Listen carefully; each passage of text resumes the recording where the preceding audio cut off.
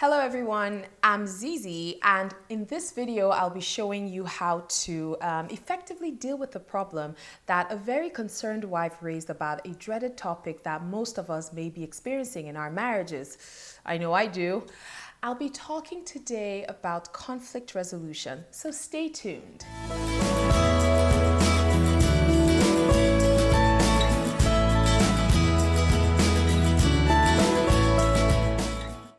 Welcome back, folks. So you got married and you just couldn't anticipate the stress that having family members could potentially have on your marriage. Listen in as I'll be showing you how to end this particular struggle that Anita, a lady who wrote in to me, a struggle she wrote in about what she's experiencing currently with her family and her husband. And she writes very desperate to save her marriage. So listen in and let's see what I tell Anita. So let's see what Anita has to say. Hi ZeeZee. I just don't know how else I could say this, but my husband hates it when my family visits. He says they visit too often, and whenever they do come, I am so intrigued to have them that I act like he doesn't exist. Each time I tell him my family is coming, he threatens that these frequent visits need to stop or he will stop coming home. He has a small family and only 2 of them have visited in our 3 years of marriage, but for no more than a day or 2. I don't think I should be blamed just because I am extremely close to my family and they enjoy coming around to stay with me whenever they are in town. I love my husband. He is a great guy, and in my opinion, we don't have such a bad relationship. So please help me, ZeeZee, as I really think this issue is tearing away at the heart of my marriage. Thanks, Anita. Thanks for writing in, Anita. You know, I hear this all the time. Actually, one of the main reasons that couples fight is primarily about family members and how their relationship with them affects our marriages. So you're not alone.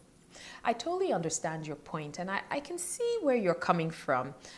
What I see is you're saying, why should you be told that your family can't come to your house? It's your house just as much as it is your husband's. Why all the drama from your husband? Why is he giving you all this stress? And besides, you haven't told his family not to visit him like yours visits you, right?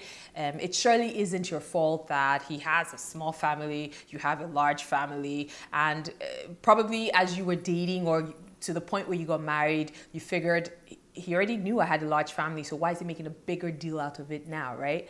Well, nothing has changed. My family is still large, so why is he giving me all this stress? If he isn't comfortable with how small his family is, does he want to rent a family? Why is he stressing me out, ZeeZee?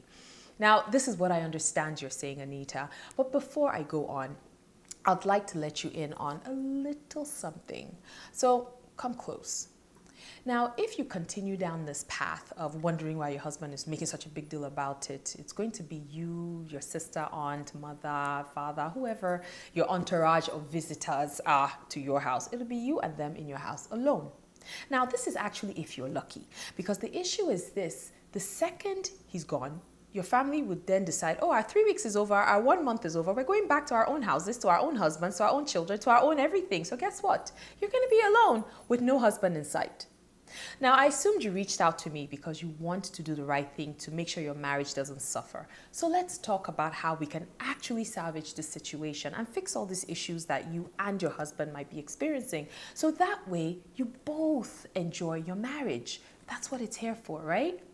So Anita, it's very important that you know that the worst thing you can do in your marriage is to ignore signs from your spouse that something you're doing or something you're subjecting them to is really hurting them. Now, by the time you find out that you and your husband are fighting incessantly about an issue, and then he threatens to stop coming home or he threatens to stop talking to you, you should really sit up and pay attention, as this is the beginning of him building what I call an emotional wall between the both of you. And now, emotional walls are extremely dangerous because the second they are built, it is so difficult to tear them down. Now, I don't agree, I'll have to say this, I do not agree actually with either party threatening that their spouse has to do something they want them to do get their point across. If not, they leave, they do. I don't like the threats. Now, this is, however, the reality in our society. This is how we have learned to communicate in marriage. And the way we've learned to communicate leaves so much to be desired. And I think this needs to be worked on urgently. But then, that said, though, you can't ignore the fact that he's actually threatening because there's something wrong. He needs to hear, he needs his wife to hear him on something he is saying. And so the threats are coming. Now, the thing is, the way he brought it up might be very disagreeable, but he does have a point. So let's explore further why your family visiting could be posing such a problem for him. And let's see what we can do to make sure that he doesn't go through with this warning, because, you kind of want your husband with you. So first, you did mention that he doesn't have a big family, and even when they do visit, they come for like a day or two. Now, I noticed you didn't mention, though, how many days or weeks or months your family typically visits for. But I will assume that it surely is not one day like his family, based on his reaction, but mainly based on the fact that you didn't disclose it to me. Again, I'm sure you were trying to hide that one, eh? Sharp girl. Don't worry. I can see right through your error of omission, okay? I'm just kidding. So now, the thing is, you're obviously not cleaving enough to your husband for him to feel loved and connected to you whenever your family is around. That's the issue. Now, if you light up more when your mother is visiting, or your brother is visiting, or your uncle or sister, or whoever it is that you have visiting at that point, than when you're alone with your husband, then girl, that's a telltale sign for him that you probably love your family more than you love him. Now, yes, I know you're thinking, how ridiculous does that sound? Of course I married him. Of course I love him. Why would he say I don't love him? But the thing is, the raw emotions behind statements like, you act like I don't exist. Those raw emotions are actually saying, listen, you're loving other people more than me, and you shouldn't, and he's right. Now, the thing is this, that if the woman he loves and respects and cherishes doesn't show him respect, or unknowingly becomes preoccupied with her family, even when they're married, when she's married to him, the thing is that he's not going to be happy. He misses the time you guys spend alone together.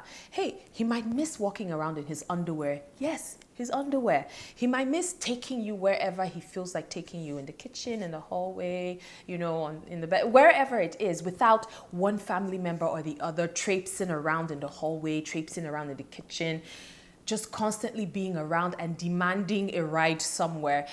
Can you take me to the mall? Now, men feel so much better when they're free, especially in their own homes. Guess what? Even if he lives in a one-bedroom flat, that's his castle. He needs to do what he wants, when he wants. He needs to do it how he wants to. But how can he be free, Anita, if your mother or your sister or your aunt and your uncle are currently running a relay race, exchanging the baton at his house? Your mother stays for 3 months.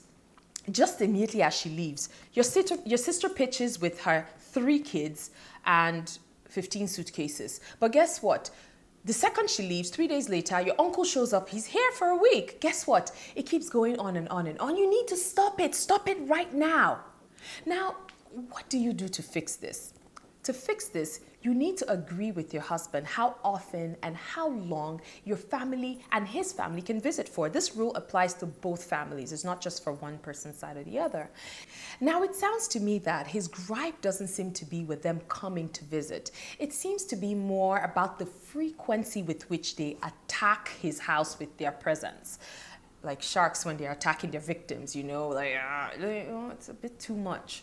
So now, discussing this whole thing with your husband will make him feel better appreciated. It will make him feel less detached when an in-law has fallen upon him to visit him.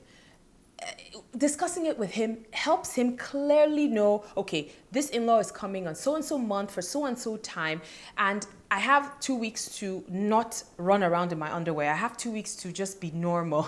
I have 2 weeks to not be free. Whatever. But it's true. He needs that kind of structure.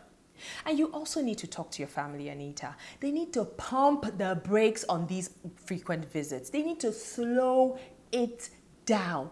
I understand you're close to them, but you know what? Let me let you know. This is the reason why Skype was invented. It was invented so you could talk to your family at any point of the week, see them, talk to them, see what's happening in their house without actually constantly being in his space or your space. Seriously though, based on the leave and cleave principle, which is really apt in telling couples how glued together they must be when they get married, you have to tell your folks, you have to be brave to tell your folks that them coming around for long periods so often isn't really conducive for you anymore, and beg that they revert to their plan B in the instances when you can't accommodate them. Now, the thing is this, everybody has a plan B. Every single person has a plan B. If you weren't in that town, they had to be there for some reason or the other, they will find shelter. And guess what? Trust me, if it's not a life or death situation that they have to be in your city, they will stay home or they'll find somewhere else to go where they can find free accommodation. But trust me, everybody has a plan B. Now, if it's a case where you live in a foreign country, I understand, you're away and your parents come through or your family comes through, that's fine. But the thing is, your house has become a yearly vacation spot for them, like Sunday, Christmas, Easter, summer, Eid, Hanukkah, Kwanzaa, any holiday in this world, they will celebrate just so they can travel, so they can sightsee, shop till they drop, all while having free accommodation. You have to tell them that your house no longer has a revolving door because this doesn't make any sense anymore. It's hurting your marriage. You know how people like to travel. God save you if you live in London and they live in Lagos. And then they find that they have to be in London for one baseless reason or the other, and they end up at your house. Cut the strings, Anita, and see if they come as often as they used to come. If they had to pay for a hotel, pounds sterling, or find another house that could actually contain their 4 kids, their 16 suitcases, watch how they rethink that trip. So pull up your big girl panties, Anita, and handle things with your family. It's okay. Doing this with them will save your marriage. Trust me. Now, another reason, number 2, that your family visiting so often might be such a problem for your husband is that he just doesn't understand it, as this is not his experience of having people flood his personal space anyhow. Now see this, the way the both of you were raised, that's your background, has a lot to do with the differences between you and your spouse. While it sounds like you're from a very close-knit family, and there's nothing wrong with that, one where they're always there for each other, they're ride or die family. I mean, it sounds like he's more from a more everyone is self-reliant type of family.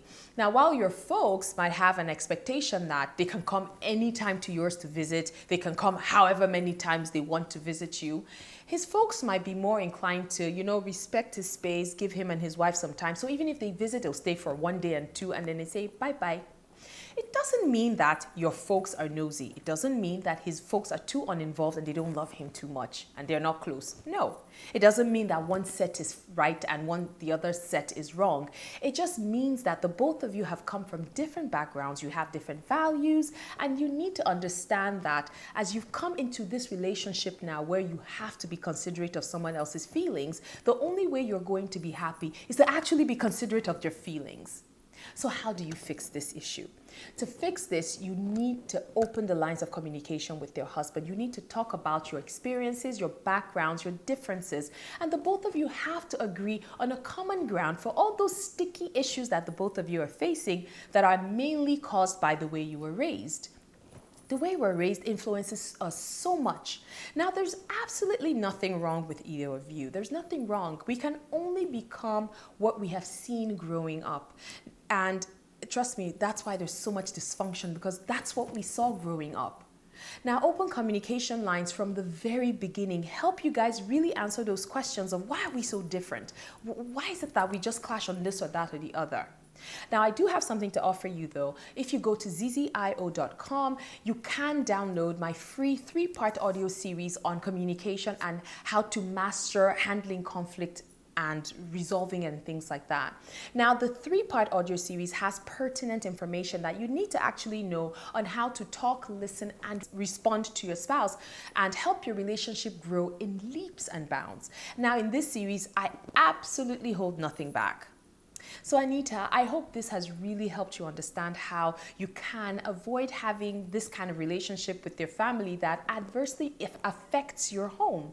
Now, you might feel like, you're abandoning them, but that's really what the Bible has asked that you do once you get hitched. So marriage is about 2 people. Remember that. It is no longer just about you and your side of the family.